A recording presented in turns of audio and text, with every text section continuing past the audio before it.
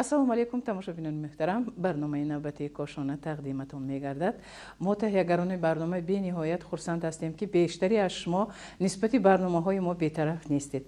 با ما زنگ می‌زنید. از ما خواهش می‌کنید که طرز تیار نمودن نمودهای گوناگون خورش، شیرینی‌واری‌ها، طعم‌های ملی را به شما پیشکش کنیم.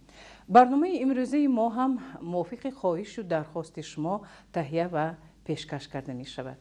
یکی از مخلصان دائمی برنامه ما فریزه بانو از ما خواهش کردند که طرز تیار نمودن بولکا باتونی گوشتین باتونی گوشتین رو نشان دهیم. من بولکا گفتم چون که باتون به همین بولکا مانندی دارد شهنازه جو.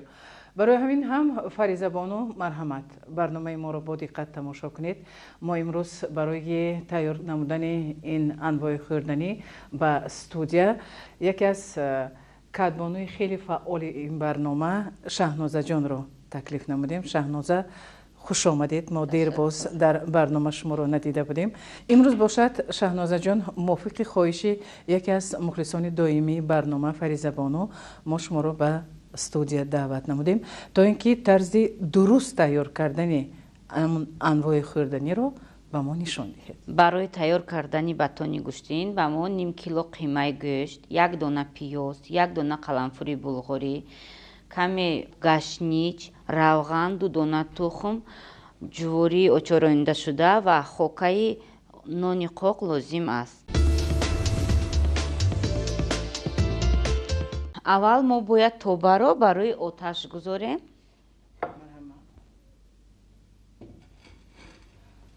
اکنون پیاز رو میله میکنیم. شهنازه جان ما اینجا بولکا رو نمیبینم، باتون رو نمیبینم. ما از خود باتون استفاده نمیبریم. از محصولاتی که پیشکی گفته گذاشتیم ما در قالب مخصوص باتون بله شکل باتون رو میسازیم. بله یعنی شکلش رو از همین موادی که روی میز است از همین میسازیم. بله خیلی خوب. باز تیار کردن این وای مخصوصی خود رو دارد. طرز تیار کردن مخصوص است. بله اول ما پیاز رو ریزه میکنیم. سه دانه پیاز رو استفاده میکنیم؟ نه یک دانه برای داخلش و یک برای آرایش.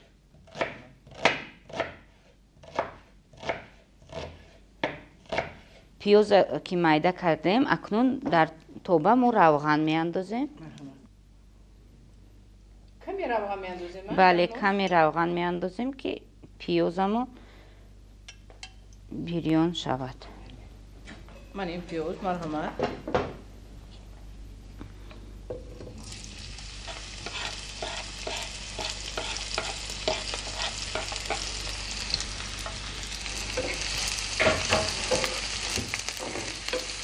تو کدوم وقته؟ این باید سور شاید؟ نه کمی تفت میدیم. بله اکنون تا تیار شدن پیاز قلنفری بلغاری رو ما ریزه میکنیم. چگونه ریزه کردن؟ 4 کنجه میده. من ببینید همه خیلی 4 کنجه ریزه میکنم. بله 4 کنجه تونوک. قلنفری بلغاری تیز نمیپزد اگر کلان بریزه. تیز نمیپزد و وقتی که باتون تیار میشود میبریم درشت شکل باتون درشت میشود. ما باید مهین ریزه کنیم. که در وقت خوردن نه؟ بله من وقتی که میپزیم باید کم وای شود. ملایم شود. بله من شهنازه تیار. اکنون با پیاز قلنفری بلغاری رو همراه کرده تا تیار شدن قلنفری بلغاری ما کبوتی رو میده میکنیم.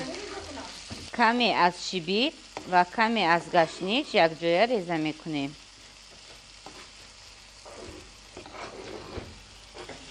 کبوتی رو هم میپزیم؟ بله کبوتی رو باید پزیم.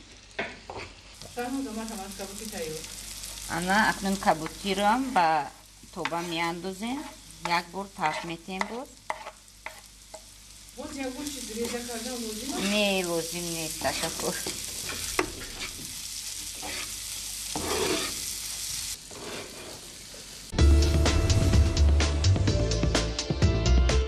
تیار شد.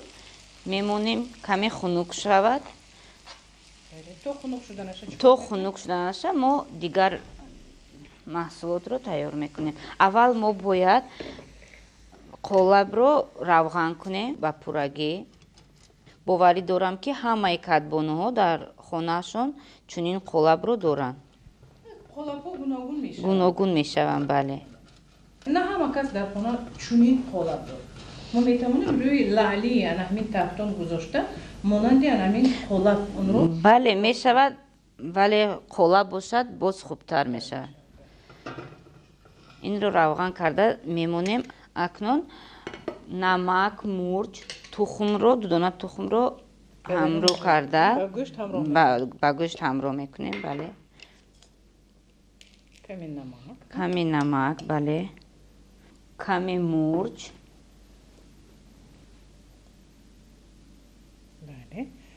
зираро истифода намебарем. аз худи хоҳиши кадбону вобастагӣ дорад. бале, агар хоҳанд боз метавонанд ба тоба боз сирпиёз ҳамроҳ кунанд. бале. ду дона тухмро ҳам зардию ҳам сафеди. бале. яку як бора.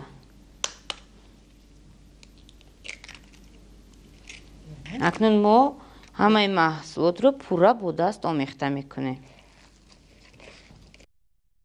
пурра омехта мекунем. бале. тухм бо гӯшт пурра омехта шавад ва гӯшт намак хӯрад. акнун ба маҳсулоти гӯштин, маҳсулотҳое ки дар тоба бирён кардем, онро ҳамроҳ мекунем. яъне инҷо пиёз, қаламфури булғорӣ. бале. марҳамат.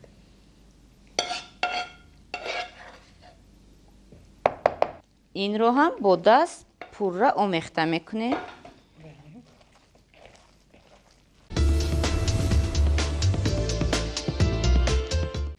бояд ки бо ҳамин тавр ҳамаи маҳсулот пурра омехта шавад. акнун дидем ки ҳамаи маҳсулот пурра омехта шуд. ба ин хокаи нони қоқро ҳамроҳ мекунем, боз омехта мекунем. барои он ки ковок шавад ва ҳамаи маҳсулот ба ҳамдигар часпад. ногуфта намонам, барои ин ба мо 2 қошуқ хокаи нони қоқ лозим аст. бале. боз дидем ки ҳамаи маҳсулот пурра омехта шуд. ба ин ҷувории очорониндашударо ҳамроҳ мекунем, боз омехта мекунем.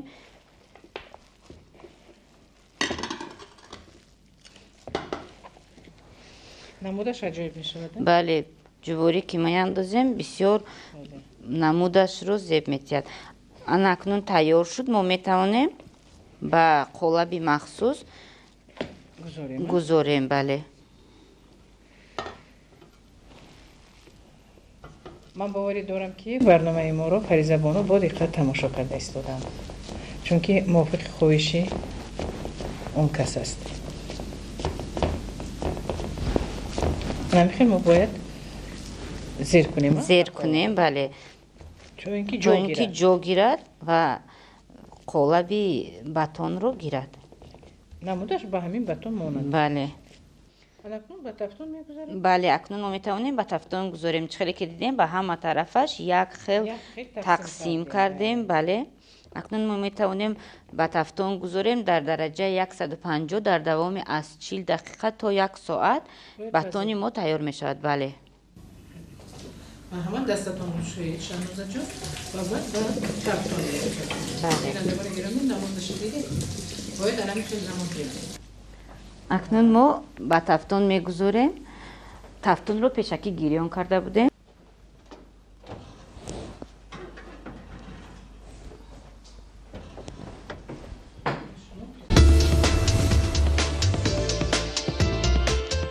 чил дақиқа гузашт. тайёр шуд. метавонем аз тафтон барорем. дар тӯри 40 дақиқа тайёр шуд. бале. бале. пурра тайёр шуд. пурра тайёр шуд. бале. анакнун то каме хунук шуданаш мо лалиро ором медиҳем. ҳар кадбону ихтироъкор аст. фантазия худро дорад. бале. метавонад аз фантазия худаш бале кабутиҳо оро диҳад. бале. акнун мо бо дирингро чӣ гуна майда мекунем? ба ду қисми баробар тақсим карда каме оро медиҳем. خیلی ما باید گل بریم. گل کنیم. بله. آفرین. ما میتوانیم از پمیدورم. از پمیدورم. برای ما یک دونه بادرینگ بس است. بس است. بله. ما میتوانیم از بادرینگ باز نمودهای گوناگون گل را. بله. من گفتم که از خودی فانتزی کدبانو وابستگی دارد. بله.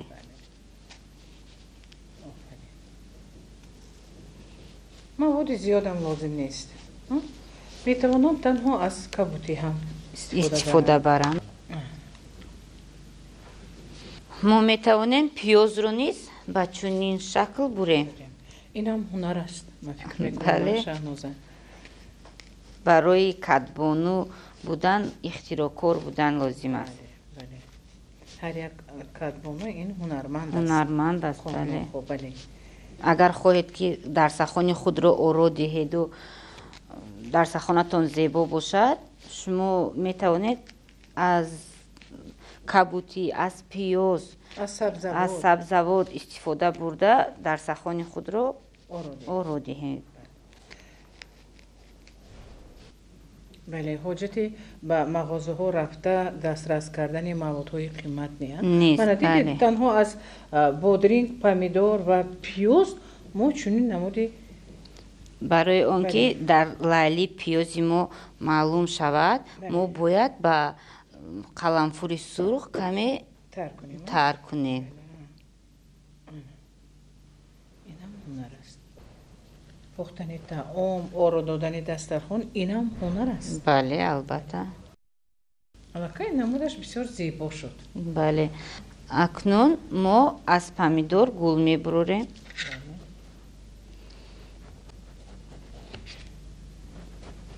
باید پمیدور هم خیلی تونوک ریزه. بله، تونوک ریزه کنیم.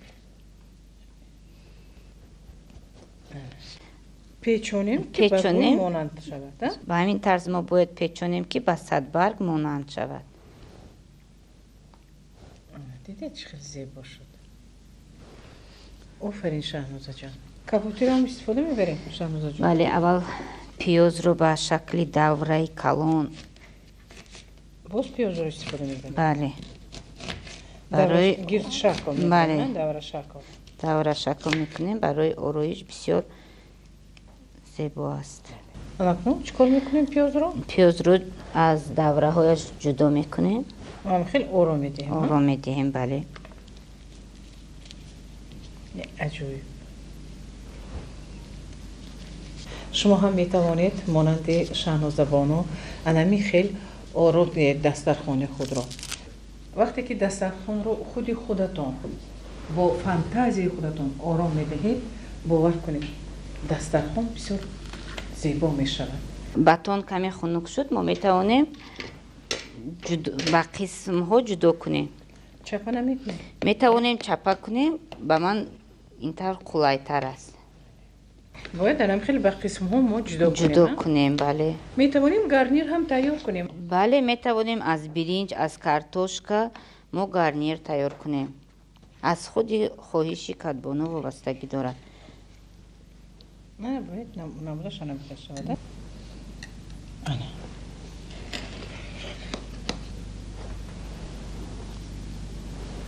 آنه با اشتی های تومه. بله.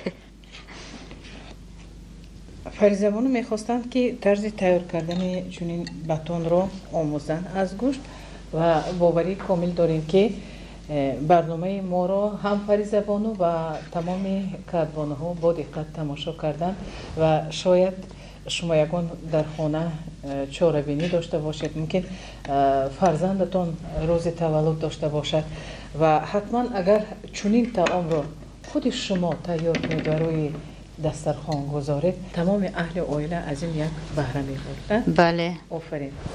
در آخر میتوانیم با جواری آرا دهیم. بله. آفرین.